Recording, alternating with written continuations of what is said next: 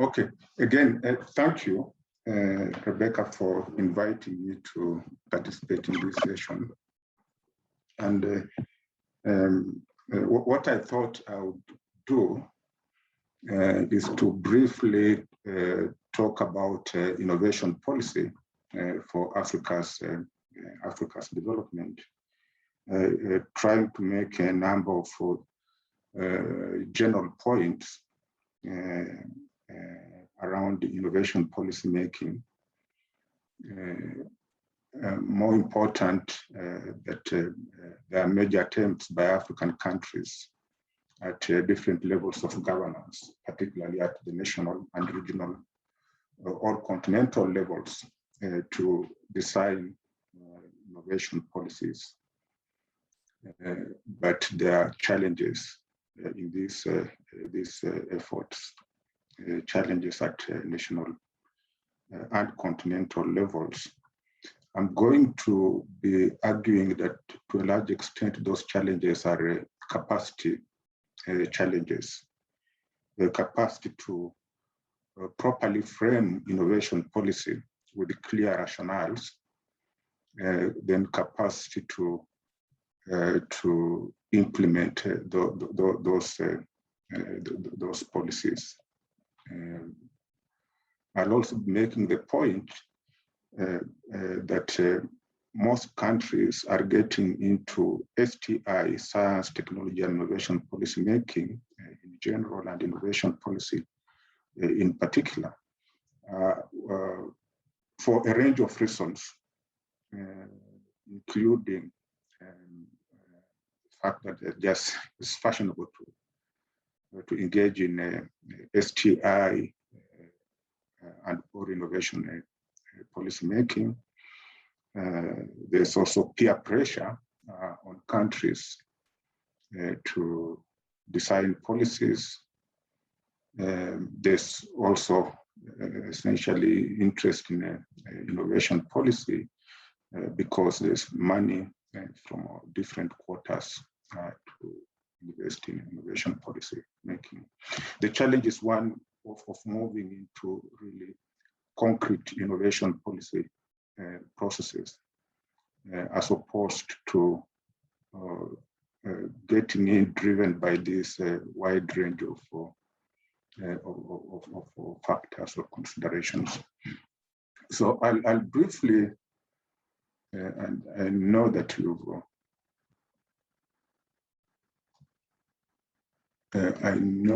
you've heard this before.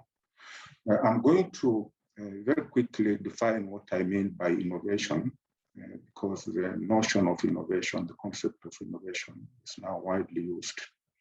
In fact, one can argue that there is innovation hype all over, but we are not sure sometimes what we are talking about. I'll also define innovation policy and spend some time focusing on the evolution and rationales for innovation policy in Africa. I'll then spend a few minutes just outlining features of African innovation policy making. If you go into country X on the continent, what you'll identify the innovation policy, policy making, policy processes.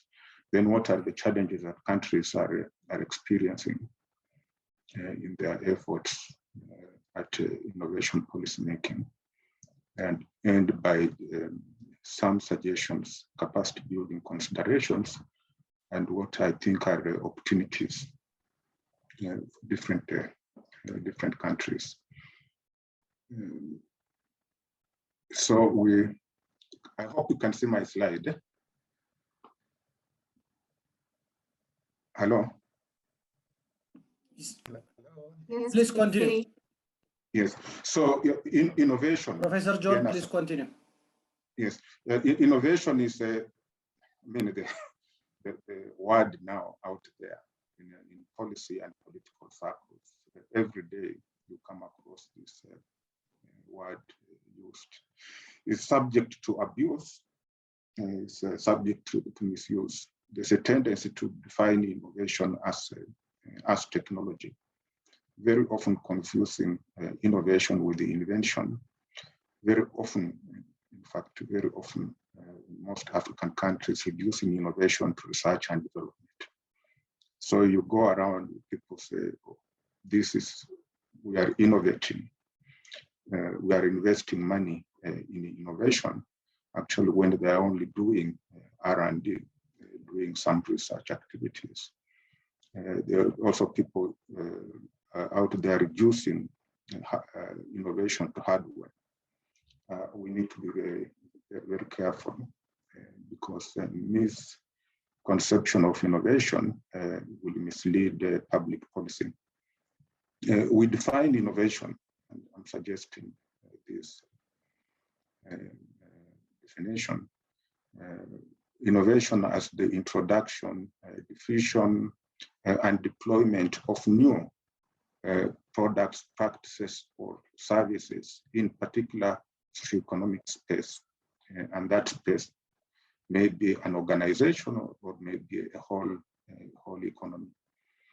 And it is largely about the getting these new products, processes, practices, or services that may be old elsewhere, but new to a particular context.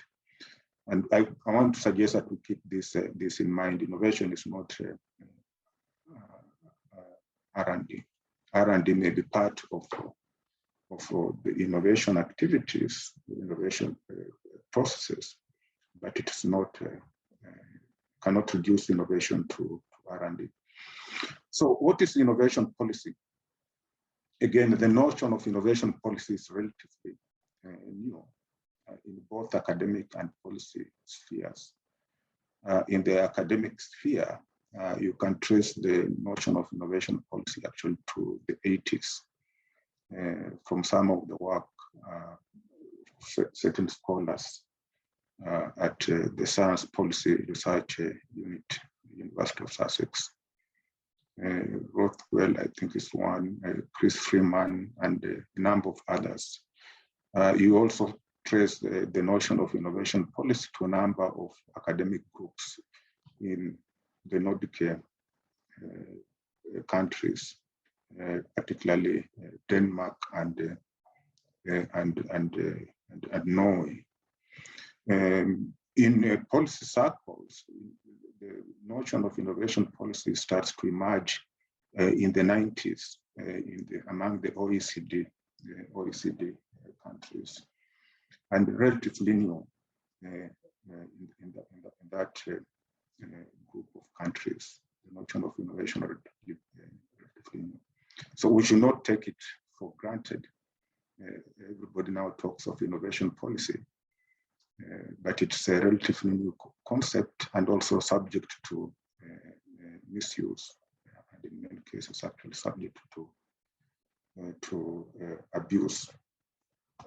I want to suggest that we define innovation policy drawing from a number of recent academic work, and I'm suggesting work by Susan Boras and Charles Edquist.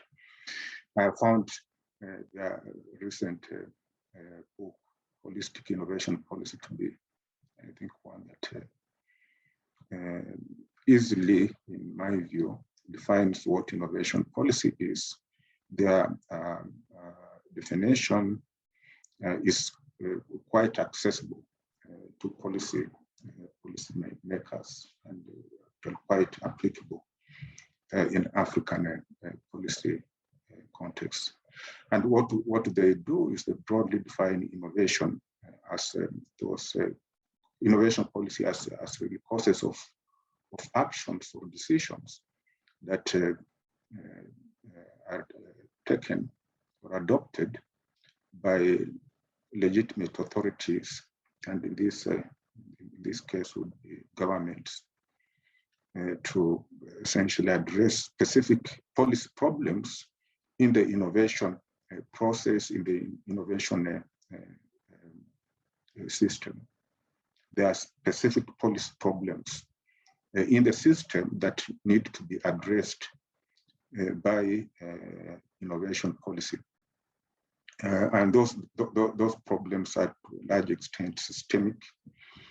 There are problems to do with the investments, directing investments. There are problems to do with the institutional articulation. There are problems to do with the learning. There are problems to do with the steering innovation to address very specific economic, political, social, and environmental goals. They also, Susan and Charles emphasize that innovation policy is an outcome of policy processes that are consciously, that are organized again by authorities of the state. So they don't just emerge. Innovation policies do not just emerge. They are outcomes of policy processes. And I'm just emphasizing again that innovation policy is there to address these problems. It's not just designed or developed because you want to promote innovation, you want to address very specific problems. Then a range of innovation policy instruments, and by policy instruments here, I mean certain techniques that governments use to address the problems in the innovation system, the innovation processes, to organize certain innovation activities. Then I just thought that to clarify what policy is. I'm sure all of us again agree that it's really policy is about actions, causes of actions, decisions that are adopted again by a legitimate authority. Policies are not statements of intent, and policies are not plans. Again, policies are outcomes of very organized policy process. They don't just come from events.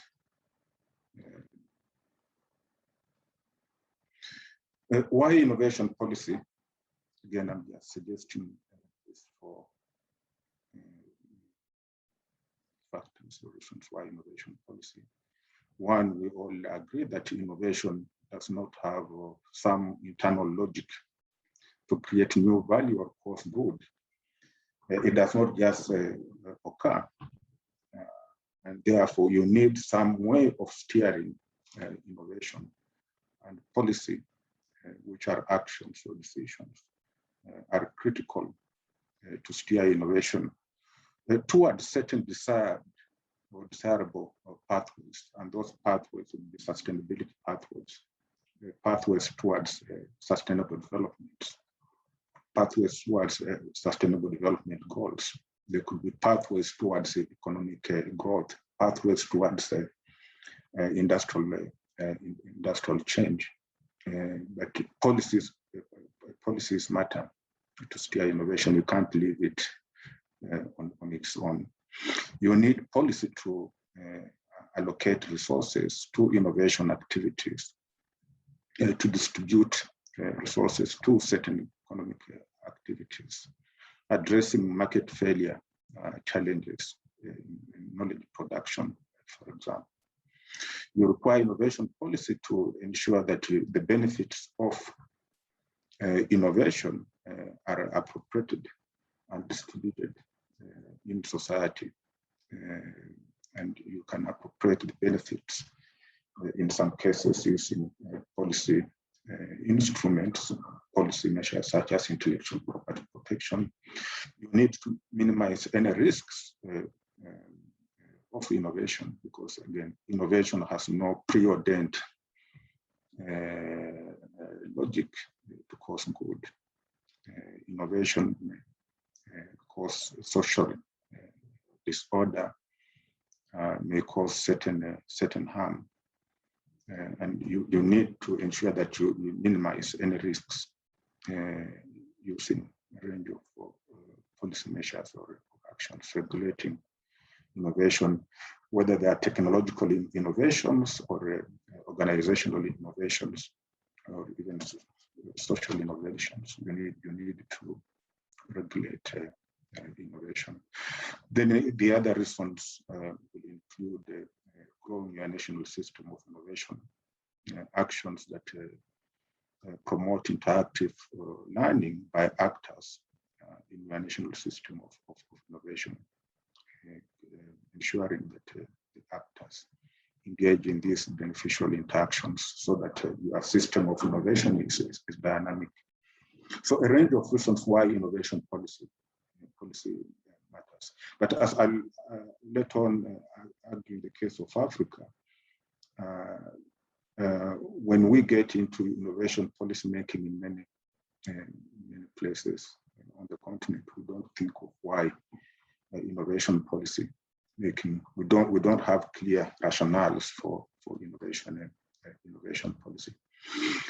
All of us will agree that innovation policy has become very critical today with the pandemic, as governments look for ways and means of addressing the pandemic, COVID-19. Seeing all over procurement instruments being used, public procurement regulations are being used, intellectual property protection related policy instruments being used. So the point I'm making here is that in fact innovation policy matters today more than many years more than before. So there are some suggestions of innovation policy instruments before I move to the African scene, and I draw these three broad categories of public policy instruments for innovation from, again, the work of Susan and Charles in their book, Holistic Innovation Policy. There are three categories, and we know most of these: regulatory instruments, economic and financial instruments. We have software instruments. And the point for me here, and when we look at the African context, that we don't design and exploit a wide range of innovation policy instruments. There's a tendency again to focus on R&D related instruments. Rarely do we exploit many policy instruments that are available. Just briefly about evolution and rationales for innovation policy in Africa. I just want to emphasize again, like in the rest of the world, innovation policy discourse is very recent in Africa. Actually, until 15, 20 years ago, you did not find even the term innovation in policy frameworks on the continent. I think first attempts at introducing the concept of innovation and suggesting that, in fact, innovation policy should be a preoccupation of African governments. The first attempts were made by the work of Calestus Juma and Professor Jackton Duan, and acts works such as innovation and sovereignty. The focus was around, again, intellectual property protection. And in that book published in 1989, an attempt was made at defining what innovation is and why innovation stroke industrial policy was crucial for Africa's development. To the best of my knowledge, this is when you start encountering the notions of innovation and innovation policy in Africa. Most of the emphasis in the 80s, in the 70s, was on research and development, was largely on science. Then in terms of policy expression of innovation policy in an African context, again, to the best of my knowledge, you start finding innovation policy or innovation policy like measures in South Africa's 10-year innovation plan, which was adopted in 2008 and ran up to 2018. It was a 10-year plan. In the previous South Africa's policy frameworks, you do not find the notion of innovation, the term of innovation.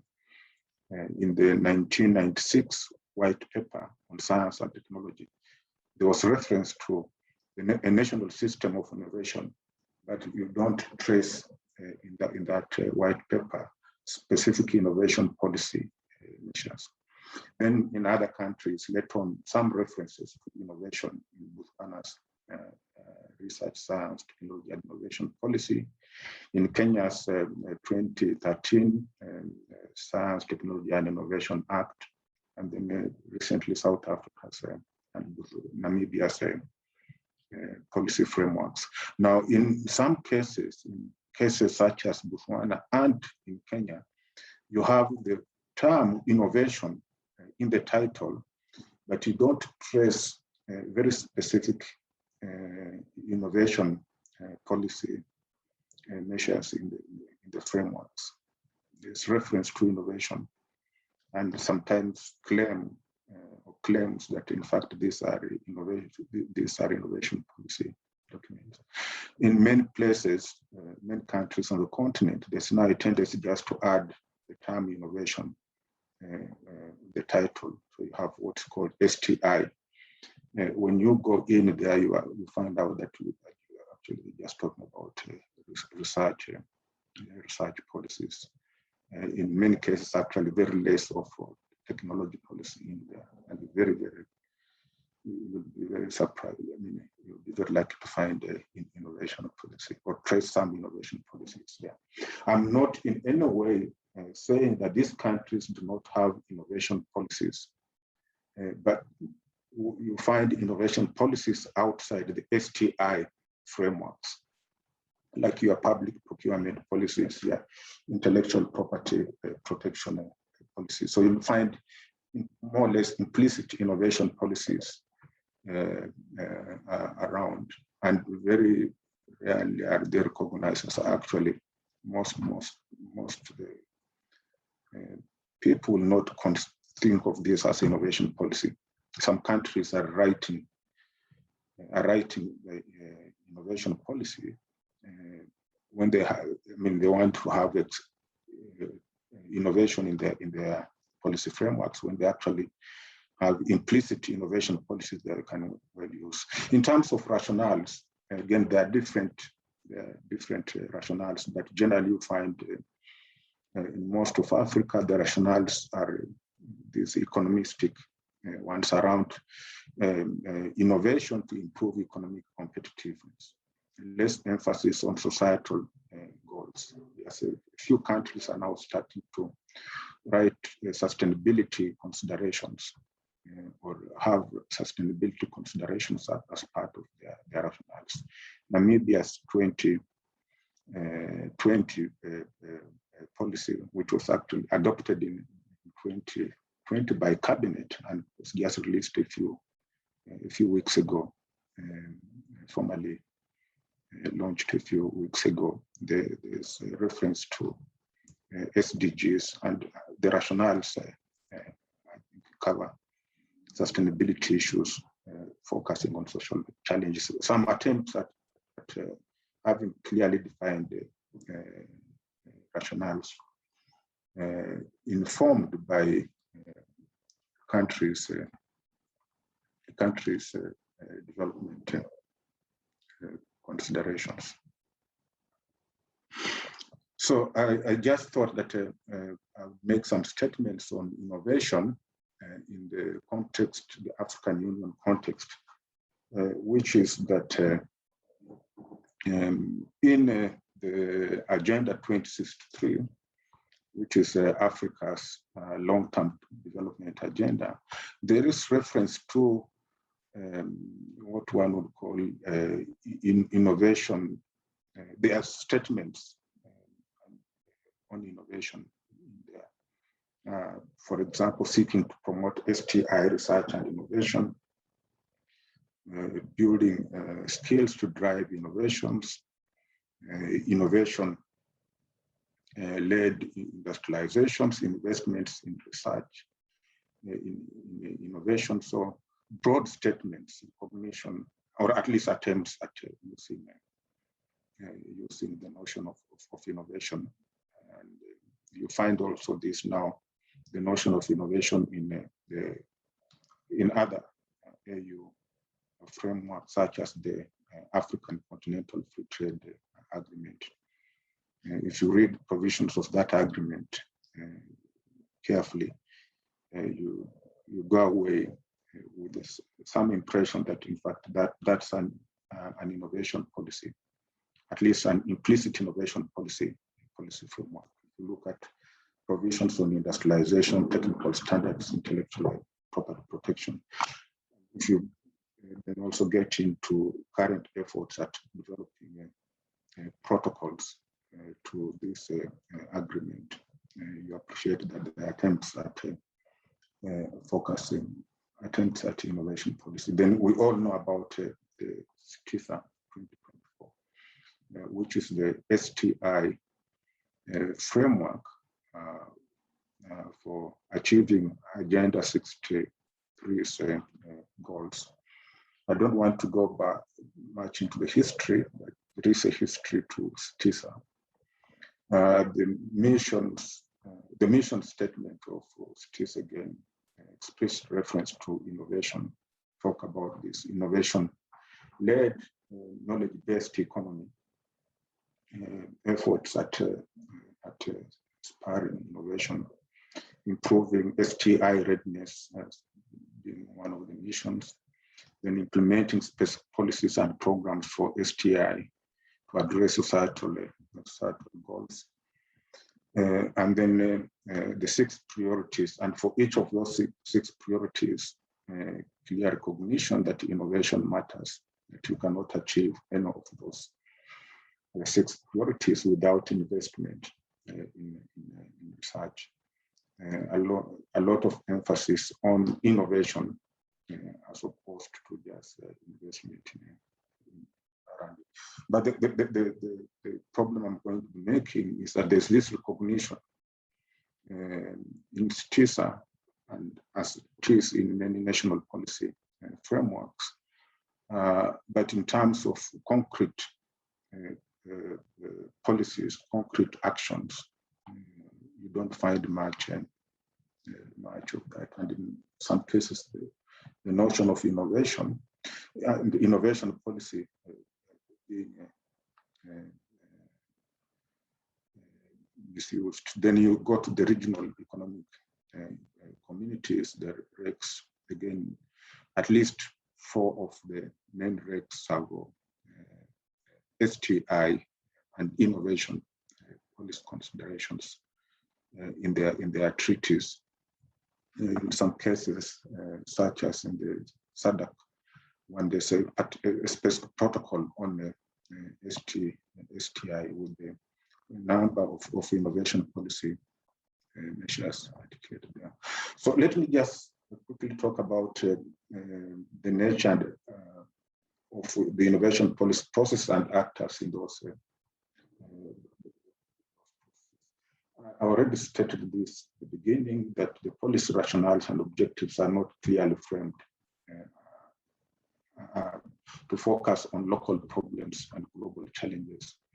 We are stuck into this economic growth, economic competitiveness rationale. And I argue that, in fact, you don't need to innovate, by the way, to to grow your economy. The past 15 years, some of the fastest growing African economies have not been those that are really innovative in terms of introduction of new products, new processes, new practices. Growth has been driven by just export of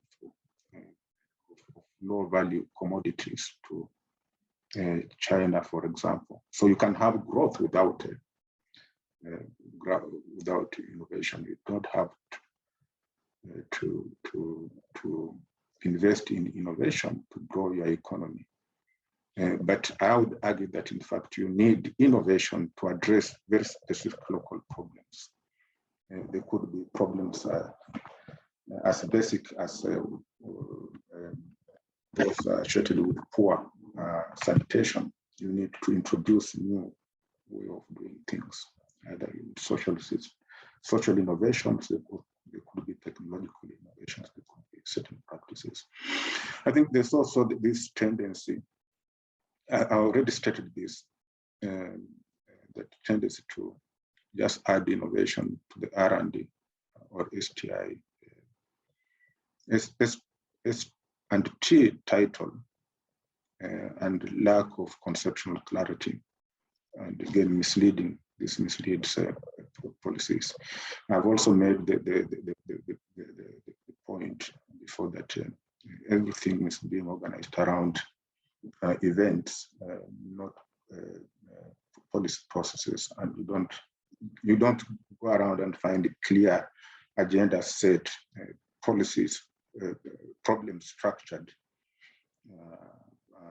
clear articulation of particular policy problems, and indication of the choices. And we all know the reasons why I think this is happening. In this slide, what I do, I draw from some work that we've done at the African Academy of Sciences, just identifying what factors influence innovation policy design and implementation. And they are just general points here. Policy lacks conceptual clarity. In many cases, you don't have monitoring and evaluation mechanisms. So then there are issues to do with just policy literacy. You go to countries, including those that have some good innovation policies, or modern innovation policies. The people do not just know about those policies. Policy literacy is a major factor influencing innovation. Then let me quickly just go back to what I think are some of the challenges that we face in innovation policy. Policy making in most countries. There are issues to do with, again, how policies are just designed. I said that you don't find policy processes. A lot of work is being done by consultants and technocrats in government. And literally every country that I know of, the last 20 years, most of the policy work is being done by a few consultants and technocrats in the government. We've seen this in the Gambia, Ghana, Botswana, and now they're reviewing their 2011 RSTI policy. And we've been trying to find out how the way they do it, their culture, the policy culture. As in many countries, get consultants, mainly paid by the UN, UNCTAD, UNESCO. They go in and write these documents with very little input from private sector, from key political actors. And you don't get domestication for innovation policy because of that. As I said, in many cases, you don't have implementation plans, even while you have some explicit innovation policy. So you don't have accountability mechanisms for policy in action. So you can't move from these documents to really concrete actions, which is policy. Policy is about actions, not about statements of intent again. So lack of plans leading to weak policy implementation. In many cases, you get implementation plans coming, I think, 5 years after policy has been developed, and I can give you many cases. South Africa, the White Paper 1996, the implementation plan, which was now called the Innovation Plan, came 2008. So between 1996 and 2008, you did not really have a framework for implementing the White Paper. And you find this in most countries. The gestation period is 5 years. After policy implementation, most cases you find more than 5 years actually before any a plan to implement a policy is adopted. Then there are just issues of institutional leadership, lack of clarity of who is involved, responsible for what. Innovation policy spreads across the institutional terrain. You cannot lock innovation policy into one particular ministry or department. Innovation policy is so pervasive that you need leadership that in fact coordinates all actors, including private sector. Again, as I alluded to, innovation policy to a large extent is industrialization policy. You'll also find the innovation policy in these other policy frameworks. Your climate change policies, your environmental policies, your education policies. So again, other challenges I said refer to literacy within government departments. What are some of the opportunities and way forward? And these are very general again. I think you need to build state capacity for STI or innovation policy governance. It's not going to happen if we just leave it in some under-resourced departments. You need within the systems, within government and in countries generally, policy analysis and policy making skills. They are in very, very short supply. So you need courses such as one that you are mounting. But you also need short courses, executive courses, to build these analysis skills. A lot of investment now in STI policy research and policy analysis, but outside governments. So there's a lot of evidence for innovation policy being produced for governments, but most of these governments do not have the capacities to absorb evidence, to use the analysis that is being suggested. You need to broaden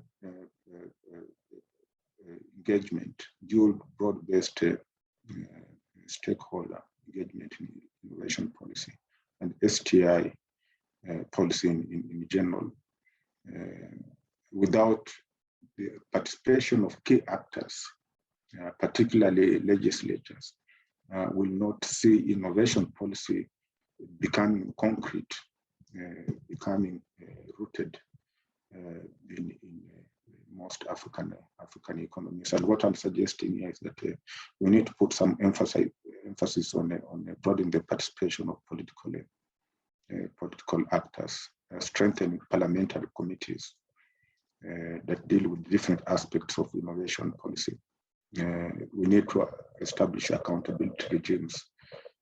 And this, again, has to do with political and economic governance. High-level executive leadership for STI policy. And I'm using STI here because in most countries, the way you get innovation policies going to be through these efforts at designing ST and I policies. So a wide range of opportunities, but emphasis should be on reframing rationales for innovation policy, getting again the concept of innovation policy, which is being adopted by most African countries, being simplified and treating innovation systems as social systems, in my view, built on certain social values, instead of think of this as just machines, organizing these institutions in a mechanical way. Need to have clear emphasis, clear focus on the demand side issues. A lot of efforts now, the focus is on supply side, more R&D, more R&D. We don't look into the problems in the system itself, the innovation systems, and try to address those problems, which may be just around institutional disarticulation, weak capacity to engage in learning. Then we need, I think, I have made the point, we need to have this bottom-up process so that innovation policy, STI policy in general are owned by society. They are not just documents in departments of STI. We need to give innovation policy, STI, some politically, if you want, undertone, so that we really get policy, proper policy making. I want to emphasize again that, in fact, policies are political choices. Policies are not just courses of actions written. They are political choices, and you want to politicize innovation policy to make it relevant. Then the last point, which I've made again, we need to ensure that we exploit the full range of policy instruments for learning and innovation. And as I suggested, drawing from Susan Boras and Charles, is to have this wide range of innovation policy instruments. Your public procurement, your intellectual property protection, your soft regulations that enable you to promote this interactive learning, public-private partnerships, using those to spur and govern innovation. So I want to end it at that. That's